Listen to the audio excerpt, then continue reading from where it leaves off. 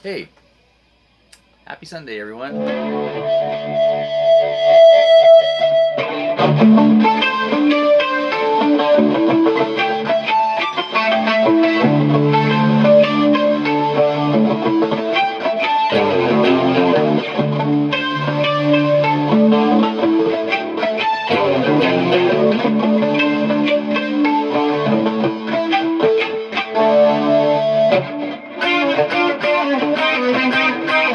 Hey, how's it going? Top Jimmy. Top Jimmy, yes. Top Jimmy. It was interesting how people, when that song came out, who was Top Jimmy? We did not know who this was. Anyways, apparently it was somebody who David Lee Roth researched as Top Jimmy and his Rhythm Kings, and everybody thought it was Jimmy Page, Jimi Hendrix, that kind of thing, because the guitar thing with Eddie. Yeah, no, it wasn't that. Anyhow, we got a birthday anniversary this week of Eddie Van Halen, who's since long passed away. Um, Unfortunately, the king of rock and roll guitar. Cheers to Eddie. We love Eddie, and Eddie is an innovator in so many ways.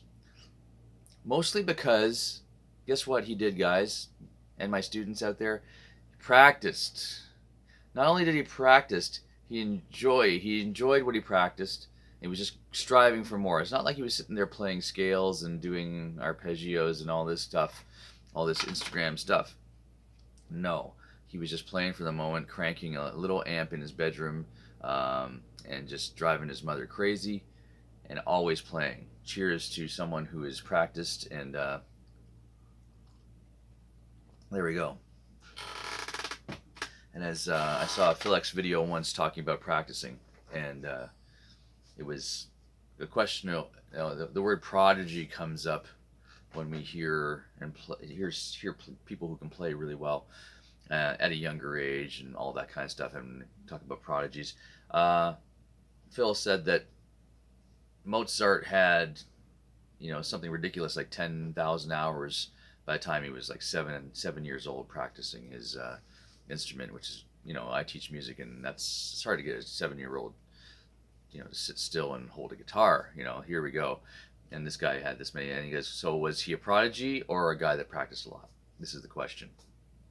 And, you know, I think Eddie was just a guy who just never stopped playing. I don't think he did anything but play and then go out and present himself as this, incredible thing.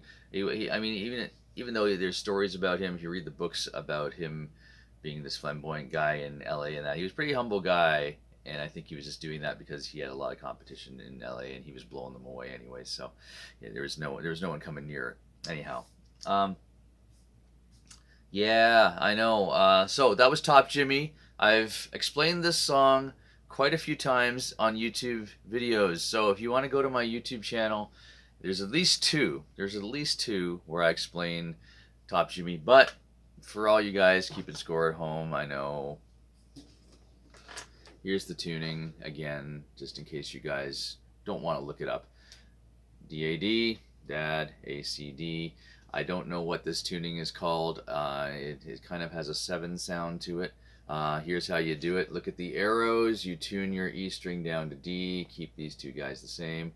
A string, tune your G string to A, like David Coverdale said, yes. And C, our B string goes up to C, half step. And then down, we drop our Ds, as we know. Drop D like Dadgad, but anyhow, that's the tuning he gets. He's a genius. Why? Because he probably had this vision and this melody in his head to play this. If I could, there's so much noise because I've got my Eventide on just to get the Eddie sound.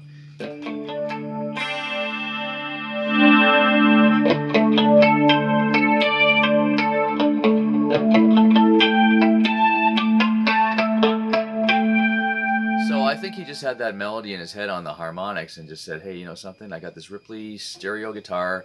I'm going to pan all the strings left and right, and I'm going to do this 6-string harmonic thing. And then he came up with all the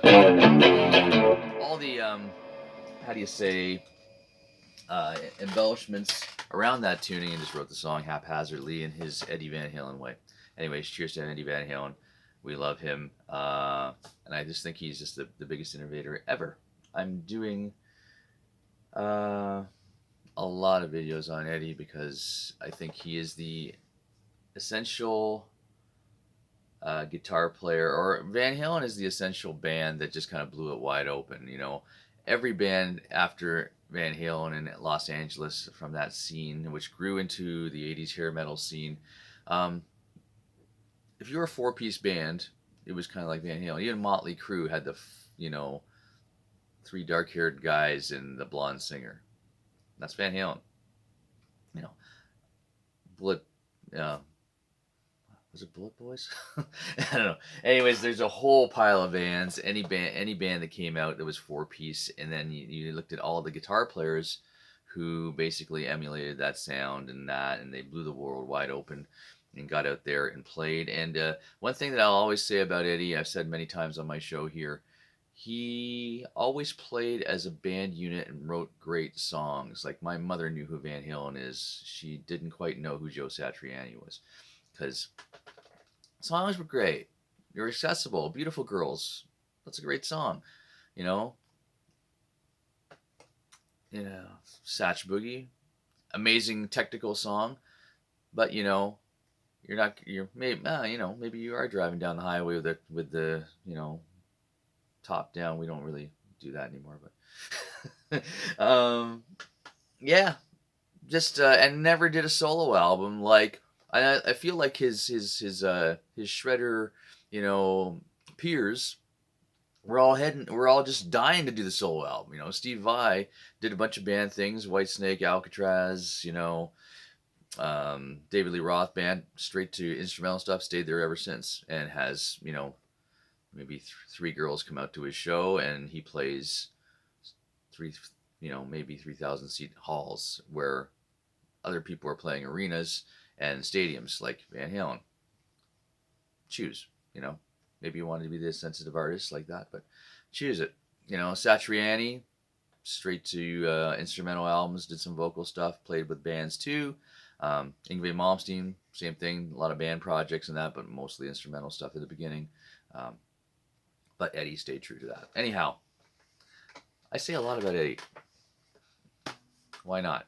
Why not say a lot about Eddie? Anyhow, changing gears, I had played a great gig last night with Jacob, my son, King George Pub in Hamilton, Hess Village. Great vibe, great place. Walked in, it was a little weird, because it was like really quiet. It looked really it's always smaller than, you see on pictures on their Facebook pages and all that. But then we got there, and man, the place rocked. The place rocked. It was great to do. Kudos to my son Jacob, who was not feeling well. I knew he didn't want to tell me how sick he was, but he was pretty sick. He's upstairs asleep right now. I got to take him back to Toronto today, but he's doing well. And of course, Friday night. Let's talk about Friday night. And by the way, anybody who's part of the whole heavy metal Mark Bomberry and Pauline Wilson Smith's family who's watching the show, thank you. I love you guys. Mark was very grateful for me to mentioning and doing a tribute to Pauline, and of course my band Threesome. We played her benefit at Manny's on Friday night. Great amount of people, just a lot of love in the air. Amazing. The family was out there supporting. Trevor Cobb, amazing set, man. Beautiful set to tribute, and we just kept it hard rocking and loud because we knew that's the way Pauline would like it, and we just kept it that way. So cheers again, second tribute. I knew this a little bit earlier in the video because you guys don't. I think everybody watched the Kiss video and had to wait through, 14 minutes of me rambling on. But anyhow, cheers to everybody in the family. Our condolences again, and her spirit will live on. I hope they put a picture up at Manny's. I hope they do, because I think that's in order, because that is the place, and it'll never be the same playing there without seeing her walk in. There, I said it without crying, because that was a rough day. Anyhow, guys, we're there for you. Everybody in Threesome, Bridge on Fire, we're all there for you, Mark. And cheers. I'm going to leave it at that. Keep it a shorter show today. I'm going to check the time. It's not that bad. Anyways, everyone was a great Van Halen fan. I think we played some Van Halen. I don't know. I can't remember. We played a lot of stuff. Got some gigs coming up. Some Bridge on Fire gigs. Got some potentially lots of stuff coming up. Anyways, watch our Facebook pages. Watch my page. Watch my stuff. Watch my TikTok. My TikTok channel hasn't got a lot of new videos on it, but I have about 17 videos all sitting. I've just been really busy, and they're all ready to be uploaded. And I'll upload them here too on Facebook if that's where you're watching this. And they usually hit Instagram and everything else. If you, I got another page where I'm doing a professional guitar coach. If you want to know what that is, hey, message me. I'll get back to you, and we'll talk about what that is. It's not really lessons. It's other things. That was a mouthful. Anyways, cheers again.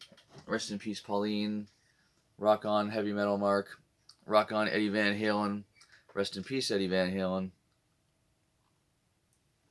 Every January will be Van Halen month for me. Anyhow, have a great Sunday. Take it easy. Bye-bye.